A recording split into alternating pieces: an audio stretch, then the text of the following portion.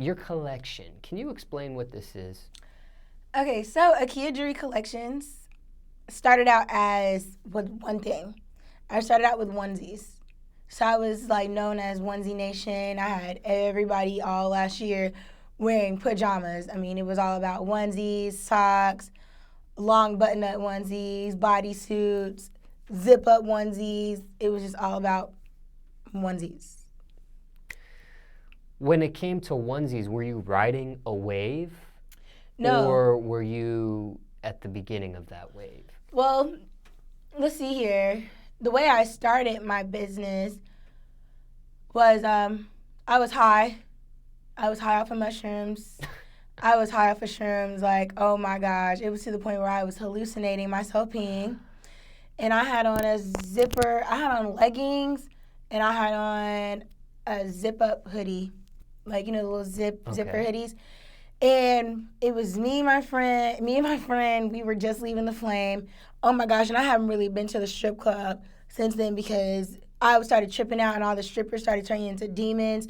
And I saw like lust. I felt like Frank Ocean in the Pyramids video. I don't know if y'all seen that, but definitely check out Frank Ocean's Pyramid video. That shit has so much subliminal shit in there. It's not even funny, but he's very smart.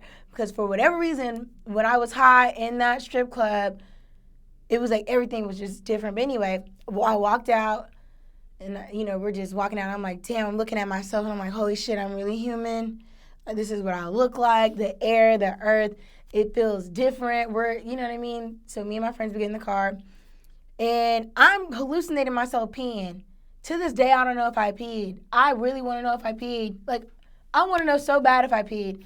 But whatever, if this was me hallucinating, it was as if, like, I really felt like I was peeing. Like, I was hopping out the car, not knowing how to unzip my shit, not knowing how to, like, you know what I mean? Like, really get off. And it was, like, getting on my nerves because I was, like, hopping out every 5 minutes.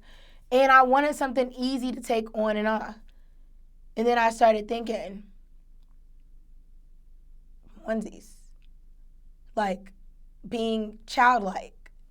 Because I also was like a substitute teacher from before, so I was around a whole bunch of kids anyway. So my mindset was always like kindergarten, first grade, second grade, third grade, you know what I mean? All the young kids and babies, you know what I mean? So it was like onesies, and I was like, damn, onesies for adults. You see what I'm saying? So then it's just like, it's easy to take off and on. So when you're high off shrooms, make sure you wear a onesie. Yeah. And that's how onesies came about. And how successful was this? Onesies, when I started selling my onesies, oh my gosh. I went from being broke, like with having like $137 to my name. Because I really, like being a substitute teacher, I didn't make a lot of money. I only made like $75 to $100 a day. And I was if that. And well, regular teachers don't even make that yeah, much they money. don't. So you being a substitute, you couldn't even you had to make worse. Yeah, and then I was making like, I was getting paid like every 2 weeks. So I had to make it stretch. And it was like they only called me in whenever they needed me. So I didn't know when they were going to need me. And then it was like, I really built a relationship with all the kids. And all the kids really loved me.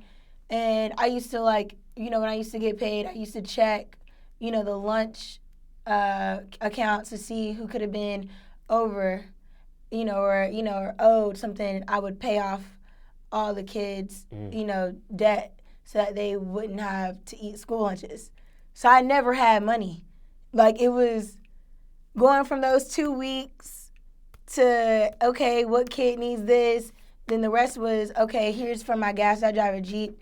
So that was just, I don't even know how it was working, but it was working. See what I'm saying? So all the kids were always in mind, you know, like always kept them in mind. So it kind of put me back to that childlike state. So when the onesies popped off, no, really, to be honest with you, the teachers where I was working, they started like really hating me because I was so like, I'm telling you, like all the kids loved me so much to the point where when my truck pulled up, they were running out to see me. Or for car rider, every kid wanted me to walk them to the car, like everything. And instead of the school looking at it as this is like that merge of learning where these kids want to like come to school and they want to learn. Even if I am a substitute teacher, they wanted to learn from me. If I could have taught then, I would have had a class full of just geniuses because even their hardest subjects, they were ready to listen. But anyway, so long story short, I ended up quitting because it was so much pressure, and I was just wondering, I was like, damn, how am I going to make this work? I'm not really getting paid that much. They're tripping out. Like, what am I going to do as far as, like, my income? So when I took that $137, that's all it took for me to start my business. I got, like, 7 or 8 different onesies made, and then I sold those, and then, you know what I mean, then it became more money to put into it. But it jumped off so quick. It jumped off so quick. I posted my first picture. I didn't even have a website. I just had a PayPal. And I was just sending PayPal invoices. And my first time launching my onesies, I got at least like 30 to 40 orders. And that was me handwriting, didn't know nothing about, you know what I mean, making stamps or nothing like that. Like, that was me, you know, really just doing it. And the next thing you know, I was like, dang, this is popping off. I can't really do this. I got to get me a website. And that's when I made my own little website. And, you know, that's when it was bigger than me, basically, is when I knew that. And then that's when I started branching out. Onesies became bodysuits. Bodysuits became two-piece sets. Two-piece sets became dresses. Dresses became tube tops. Now I got, like, everything. And then it's a wide variety. So I carry from, like, a 00 to, like, a 2X to a 3X. So it's like nobody's left behind. So that also, like, really helped me out. I see. How do you judge the success of your business? Is it just the profit and the money that you make? Business is about making money. My dad always said, like, if you care about money, like, you know what I mean, then you go into business. A lot of people will be like, oh, I don't do this for the money. I do it because I love this. I do this because I love that. That's, like, bullshit. At the end of the day, like, a lot of people are going to do either what pays them, and hopefully they find that, you know, route that they like so that when they do work, it doesn't feel like it's a job. See what I'm saying? So you find what you like, but you're still going to do it for money because that's how you live. You see what I'm saying? You got to live that way. So profit is important to me. Numbers are important to me. So I keep up with all of that at all times. Now, how's business for you? Is it just strictly an internet online boutique thing for you? Yes. Is there plans for an actual retail shop? I don't like overhead. I don't like that. I think overhead would be too much. It's just like you got to just pay more. You see what I'm saying? I'd rather just have everything online where I can ship it out. Then I don't have that. I don't really like people like that. I like people, like I love people, but I don't like people. Antisocial? I am antisocial. I'm an introvert. So being around a shitload of people at one time is just kind of like, whoa, it's just too much. Like, I can't be in the matrix for too long. I got to go back into my own, you know what I mean? Well, you don't have to be at the physical retail location. Somebody That else. too, but here's the thing. People are not trustworthy. And nobody's going to do the job better than you, or in this case, me. Because a lot of people, they just want to get paid and they don't care, and it's not really a passion in it. And if I can't find anybody who's in or who has as much passion about life and working than me, then it's going to be a disaster. Because now you're going to be stressed out trying to figure out why so-and-so didn't do this right and so-and-so didn't do that right. You know what I mean? That's how a lot of businesses go down, because people start focusing on just the money versus making the business better. You see what I'm saying? Instead of having that worker mindset, it kind of brings down, it really can bring down a lot of companies. See what I'm saying? Because people don't care. Online boutiques are a saturated market. Safe to say that? Yeah, it became saturated, I would say. When I started my boutique, a lot of people weren't talking about boutiques. A lot of people were talking about hair. Everything was like about hair. But even then, I was selling hair back in 2009, 2010 when I was fresh out of high school. That's when, I was going over to India back then, getting hair, and that was working it off of my Facebook and my Twitter and word of mouth. Because, like, my family, we're in the hair care industry. That's what a lot of people don't know about me. Like, my family has been in the hair care industry since 1987. So, you know, we got products in Walmart, Target, Walgreens. Like, we're worldwide. Like, we've done, you know, shows. And a lot of my following, some of the women there, they have met me at, you know, hair shows at the Bronner Brothers or Talia Wajid and things like that. But, yeah, it's like, I don't know. I mean, can I see myself really, expanding in that kind of way? Maybe like a headquarters? Yeah, like maybe something like that. But it's like when you think about it, still online, it's just so much easier. You know, like a flagship store. Yeah, like I would have to think. I would actually have to think about it. Now when I think about it, now that you really just got me thinking, like, do I really want to just stay in the box of online, or do I actually want to branch out? Because people here in Atlanta, this is what's so weird.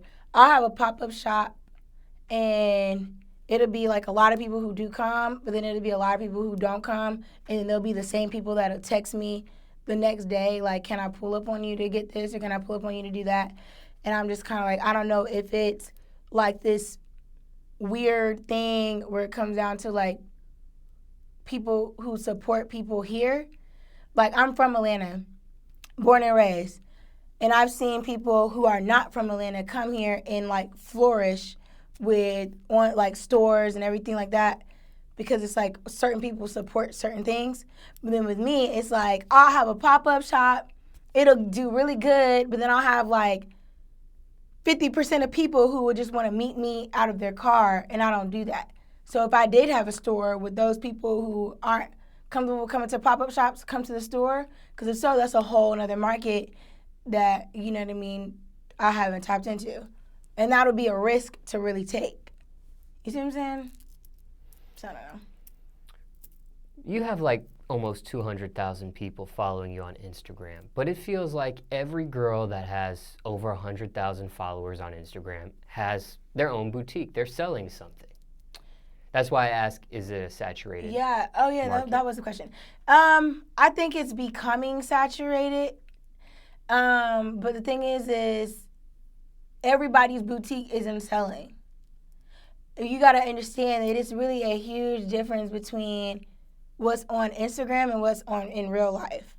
There's a lot of girls who have boutiques that are not shipping or not physically having, you know, like, customers coming to them, but their Instagram can look like it's everything going on. You know what I mean? Then you got people who might actually want to start their business but don't know what market to get into. So then it's like they go for the wrong market. Like, I noticed a lot of these girls who have over 100,000 followers, they mainly aim for women clothing when really their following is men. So it's total, you know what I'm saying? So it's like people do things that are trendy versus what actually makes sense. If you post a picture, you got 100-some-odd thousand followers, and every single person, you know, that's commenting is all men, yet you're trying to sell women clothing, you see what I'm saying? It doesn't make sense. So that's why it's just like you can't really get into the whole look of an online business. Like, you can't really look at that. You got to look at who's really doing it, what customers. Do they have customers? Are the girls, you know, really wearing their stuff? Do they have packages? Are they showing their packages? And even then, it's certain people who might have a lump sum of orders one time and then take 1 million videos of just those one orders, spread them out. Now you got people thinking that you know, are making all these, you know, orders, when in reality, it may not even be inventory at your house. You could have things on pre-order. You could be taking people's money and then buying the stuff with their money. You know what I'm saying? You just never know. So, no, I do not think they're really that saturated. I can only name, like, maybe a few boutiques online right now that I know that are, like, alive and well, and it's working and it's thriving and it's getting bigger and better. What separates or makes your boutique different from the saturated market of online boutiques? I would say my personality, honestly. A lot of people buy things from me because of just how I am. I'm just really a relaxed and chill type of person. So everything that I do is not forced and there's no pressure and it's organic. I am the average woman. I stand for the average working woman who just wants to look good and looks nice. Everything that I have is affordable. Nothing I carry is over $40. And even if it is at $40, it's a whole outfit. It's great quality. You know what I'm saying? So I'm not beating people over the head over prices. And mine is glorifying all body types. So I didn't leave out on the girls, the petite women, and I didn't leave out on the plus size women. I'm catering to everything. It's good quality stuff because Yes. a lot of the women's clothing that I see that are relatively affordable prices or cheap prices, they're usually cheap fabrics and they're like you wear them one time and it's over after you're done. Now, see, and that's another thing with me. Because I am my own model, I'm taking pictures of my stuff every day, all day. So I'm sure no one's going to think, dang, is she opening up a new pack of clothes to keep wearing the same thing? Because I would never do that because that is inventory and I would never take money out of my own inventory. So I have one of every outfit and that is it. And every time I promote, like I'm wearing that exact same outfit and it has been washed ever since last year and will continue to keep washing up until, you know what I mean, I don't want to carry it anymore or whatever, like, you know, things like that. So quality is definitely important because, you know, so there's a lot of people who do sell a lot of cheap items, you know what I mean, but sometimes you get what you pay for. But in my case, it's more so like you're going to get what you pay for, but it's still going to be nice. A lot of repeat customers? Yes, a lot of my customers are repeat. I love them so much. Like, a lot of my customers will come back and get like tons of stuff, especially now that they know, like, okay, she ships Monday, Wednesday, and Friday. It's like I'll get a broad bunch of orders Monday, Wednesday, and Friday. I'll look at their names. They might tell me about their friends' names. Then I just start seeing their friends and the referrals coming in. You know what I mean? Like, that's how mine goes. It's all word of mouth. Somebody watching this, let's say they want to start their own business, not necessarily the clothing business like you or an online boutique. This could be for any business. This is general advice I'd like for you to share, but somebody wants to start their own business, whatever it may be. What's some general advice you would tell somebody trying to do that? As they want to be an entrepreneur, entrepreneurship is where they're headed. Somebody wants to start their own business. What do you tell that person? First, they have a job. Quit your job. Quit it. Your business becomes your baby. Your business becomes your husband, your wife, your girlfriend, your boyfriend, your child. It becomes everything. And when you have if you're working for someone else, you cannot possibly tap into the energy that is necessary for you to be able to flourish spiritually and have money of abundance, if that makes sense. You cannot have someone else's ideas or someone else's brand in your mind while you're trying to work on yours. You got to take that risk. Starting a business is all about risk. You got to be okay with failing because some people do fail and some people don't. But it's the risk that you take to know if it's possible for you. Do research and read. See, this is one thing that I respect about a lot of people who do come to me because I'm telling you, my DMs and my emails are full of girls and guys who are inspired by my business. But it's only some of them that I entertain and it's some of them that I don't. The ones that I entertain, I can tell they've already read. Because a lot of the questions that a lot of people ask me about are things that are in books. If you can't read a book, you won't know. See, I didn't graduate from college. You see what I'm saying? I have like a year and some change left, but I went to Georgia State for business and marketing. I'll end up going back to school, not for like me, but for my grandmother because I made a promise to her that I was going to graduate from school before she died. So I would do that, but for me, it's like even with the knowledge that I do have, it's because I read. Like I constantly was like reading on every aspect of business that I possibly could, even down to marketing.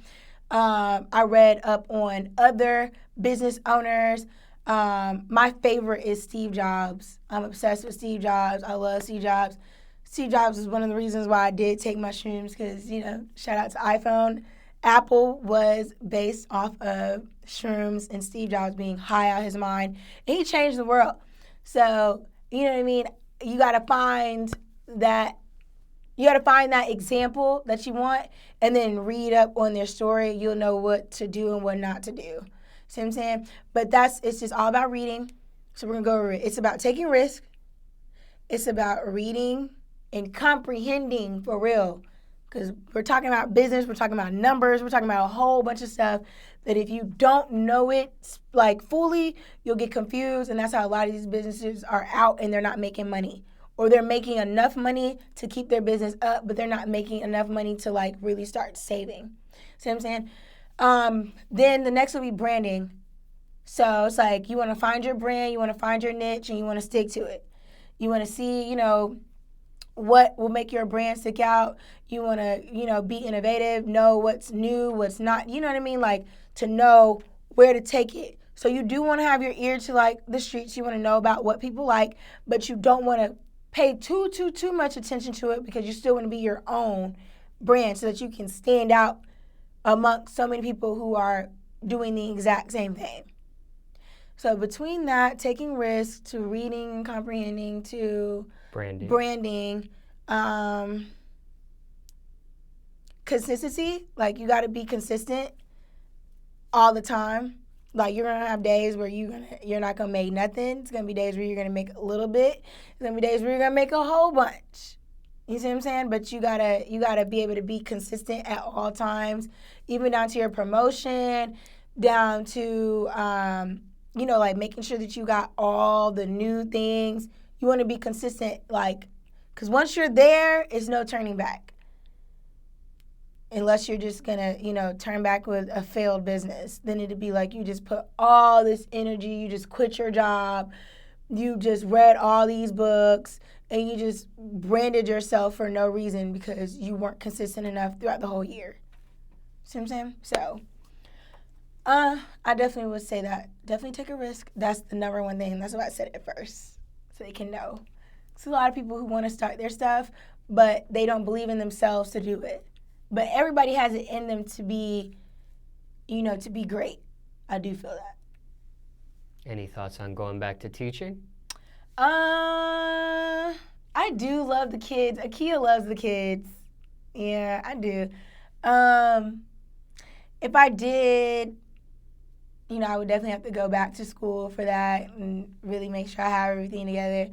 But I'm such a free spirit, honestly, that teaching and me having to clock in is like a controlled system for me.